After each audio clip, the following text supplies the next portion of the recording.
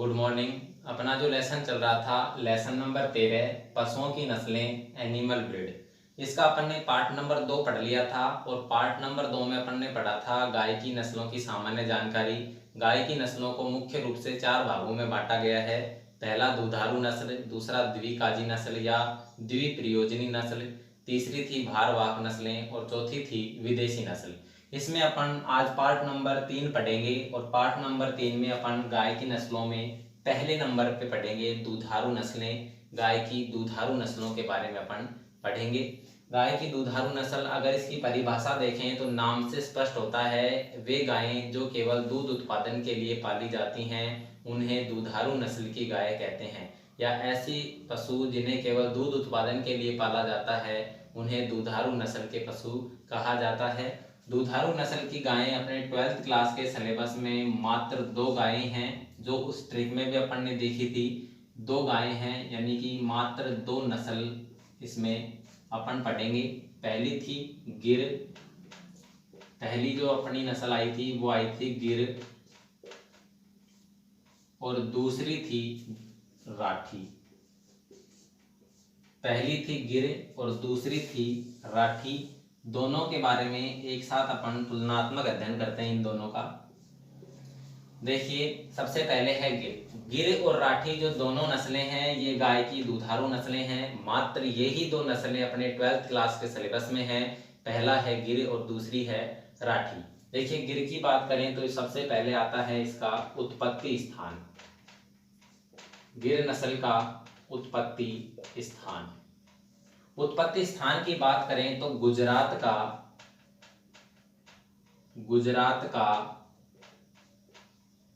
काठियावाड़, गुजरात का काठियावाड़ वन, गुजरात का काठियावाड़ वन इसका उत्पत्ति स्थान है।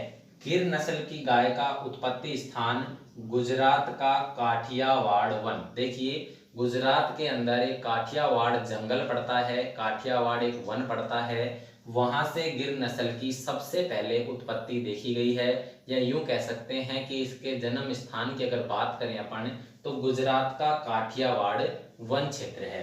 राजस्थान में अगर बात करें, अगर राजस्थान में गायों को अपन देखें तो मुख्य रूप से ये गुजरात के सीमावर्ती जिले चित्तौड़गढ़, गुजरात के सीमावर्ती जिले चित्तौड़गढ़, भीलवाड़ा तथा अजमेर में मुख्य रूप से देखने को मिलती है। गुजरात के सीमावर्ती जिले चित्तौड़गढ़ और चित्तौड़गढ़ का सीमावर्ती जिला भीलवाड़ा और भीलवाड़ा का सीमावर्ती जिला अजमेर है। इन 3 जिलों में ये मुख्य रूप से राजस्थान में देखने को मिलती है। आगे इसकी विशेषताओं की बात करें, अगला जो अपना टॉपिक आता है वो है विशेषता। इसकी विशेषताओं की बात करें तो सबसे पहले विशेषताओं में देखें तो इसके शरीर का रंग, गिर नस्ल की गाय के शरीर का रंग, शरीर का जो रंग होता है वो गहरा लाल तथा धब्बेदार होता है। गिर नस्ल की गाय के शरीर का रंग गहरा लाल तथा धब्बेदार होता है। शरीर का रंग लाल होगा, लेकिन इस पर सफेद भी धब्बे हो सकते हैं, काले धब्बे भी हो सकते हैं। अर्थात यूं कह सकते हैं कि शरीर का रंग तो गहरा लाल होगा, लेकिन उसके ऊपर अन्य कलर के धब्बे भी पाए जाते हैं।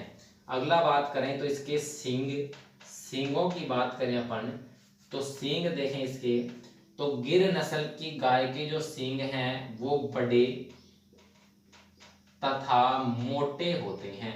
गिर नस्ल की गाय के जो सींग हैं वो बड़े तथा मोटे होते हैं। यानी गिर नस्ल की गाय के सींगों की अपन बात करें तो इसके सींग बड़े होते हैं और साथ साथ मोटे होते हैं।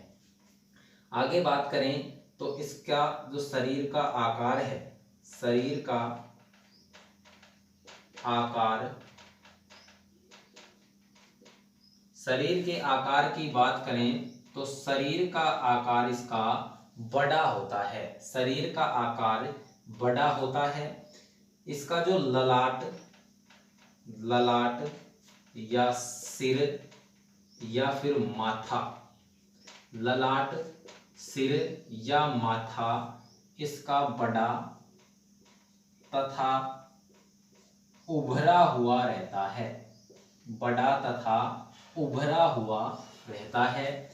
ललाट, सिर या माथा बड़ा होता है तथा उभरा हुआ, उभरे हुए का मतलब है कि ऊपर उठा हुआ रहता है, ठीक है। शरीर का रंग गहरा लाल होगा लेकिन उस पर धब्बे होंगे। सींग इसके बड़े होते हैं लेकिन मोटे भी होते हैं। शरीर का जो आकार है वो इसका बड़ा होता है। इसका जो ललाट, सिर या माथा है वो बड़ा तथा उभरा हुआ यानी कि बड़ा भी होता है और ऊपर की ओर उठा हुआ भी होता है यानी उभरा हुआ भी होता है। इसके अलावा ये अधिक दूध देने वाली गाय है तो इसका जो आयन है, इसका आयन या अडर कह दो, आयन या अडर पीछे की ओर झुका हुआ होता है, पीछे की ओर झुका हुआ होता है। इस नस्ल की गाय का जो आयन या अडर है वो पीछे की ओर झुका हुआ रहता है। क्यों होता है? क्योंकि ये अधिक दूध देने वाली गाय होती है, ठीक है। इसके बाद में देखें तो इसका वजन, अगला इसका वजन की बात करें अपन, अगर वजन देखें तो इसके नर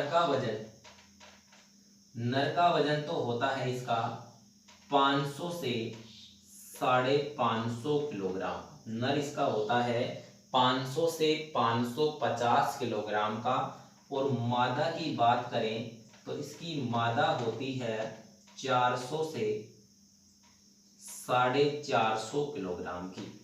नर इसका होता है 500 से 550 किलोग्राम का और मादा पशु होती है 400 से 450, 400 से 450 किलोग्राम की, ठीक है।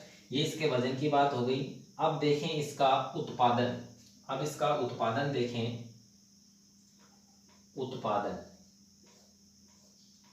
तो उत्पादन की अगर बात करें तो ये गाय 1500 से 1800 लीटर दूध प्रति ब्यात, 1500 से 1800 लीटर दूध प्रति ब्यात देती है। ये जो गाय होती है वो 1500 से 1800 लीटर दूध प्रति ब्यात देती है, यानी कि ब्याने के बाद में जिस दिन से दूध देना चालू करेगी उस दिन से लगाकर और जब लास्ट के दिन तक दूध देती है वो उसका एक ब्यात काल कहलाता है। ब्याने के प्रथम दिन से दूध देने के अंतिम दिन के बीच का जो काल होता है वो ब्यात काल कहलाता है।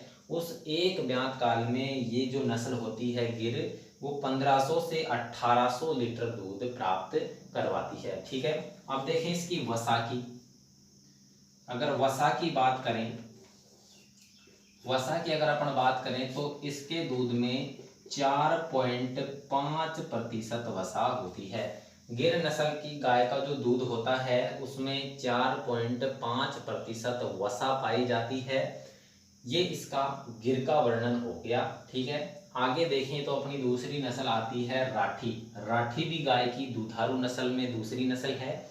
इसमें पहला आएगा इसका उत्पत्ति स्थान, राठी नस्ल का उत्पत्ति स्थान। तो उत्पत्ति स्थान देखें इसका, तो ये राजस्थान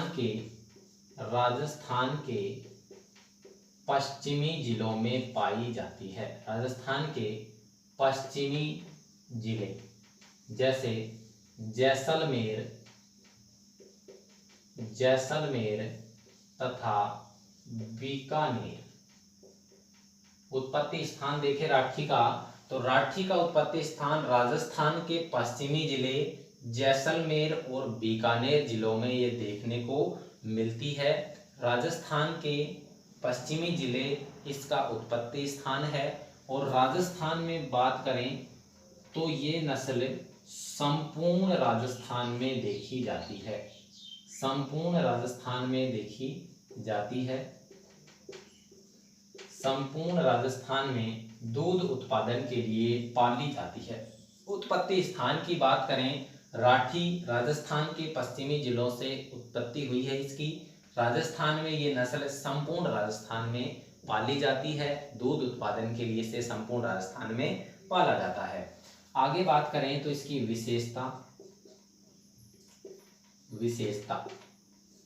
विशेषताओं में पहला जो आता है इसका वो आता है शरीर का रंग। तो इस नस्ल के जो शरीर का रंग है, शरीर का रंग होता है इसका हल्का लाल तथा सफेद।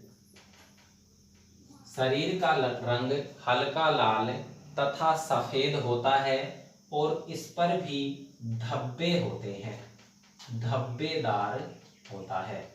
शरीर का जो रंग है वो हल्का लाल होता है तथा सफेद होता है, लेकिन धब्बेदार होता है। देखिए, अगर हल्का लाल होगा तो उस पर सफेद रंग के धब्बे होते हैं, अगर सफेद होगा तो उस पर काले व लाल धब्बे होते हैं। इसके अलावा दूसरी बात करें इसकी सींगों की। इस नस्ल के अगर सींगों की अपन बात करें तो इस नस्ल के सींग छोटे तथा मोटे होते हैं। इस नस्ल के जो सींग हैं वो छोटे तथा मोटे होते हैं। सींग छोटे होंगे लेकिन मोटे होते हैं। आगे बात करें इसके शरीर की। शरीर का आकार मध्यम होता है। शरीर का आकार मध्यम होता है तथा ढीलापन लिए हुए होता है। शरीर का आकार मध्यम होता है तथा ढीलापन लिए होता है। यूं कहते हैं कि शरीर का जो आकार है वो मध्यम होता है, मीडियम होता है, लेकिन ढीला ढाला होता है। आगे बात करें तो इसका जो गल कंबल है, गल कंबल, ये नया शब्द आ गया, गल कंबल।